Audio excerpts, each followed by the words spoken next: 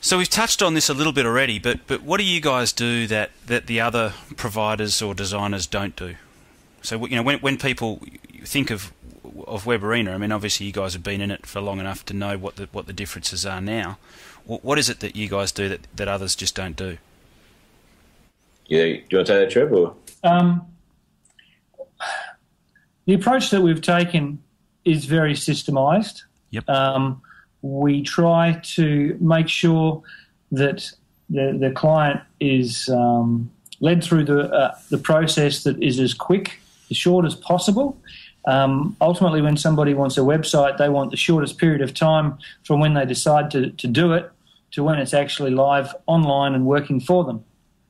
And so the processes that we've put in place to ensure that happens are working very well. And as I was saying, we've got a typical turnaround time of around 6 weeks, 6 to 8 weeks, depending. Obviously, there's an element of client participation in the project, but this is classically way less than conventional development times. So if your average, taking into consideration the client factor, if your average is 6 to 8 weeks, what would you say that the average time from concept to launch would be for any other option out there in terms of web design? Look, I would have thought that if somebody got their website in 3 months, that's very, very good. Wow. 6 to 8 months would be is not unheard of, and we've got people that we know in the industry, and we know of situations where clients are waiting greater than 12 months. Yeah, I mean, typical sort of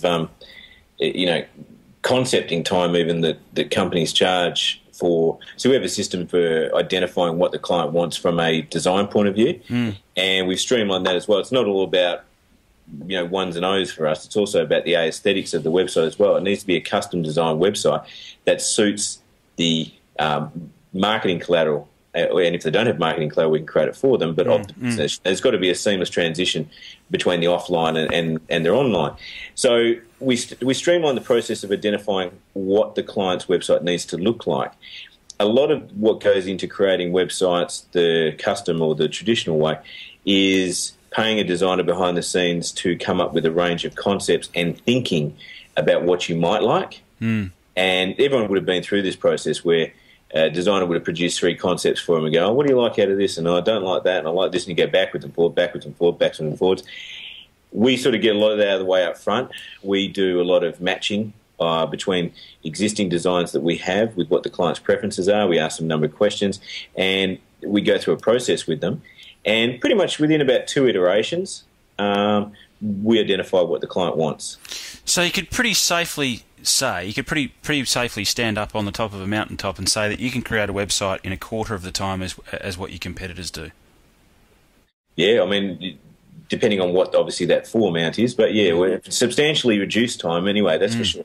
I mean, we've had clients that have come to us who are having a website built, and it's taken too long, and we've finished the website before the other ones have even got around, like in the time that they're deciding about having that other one done.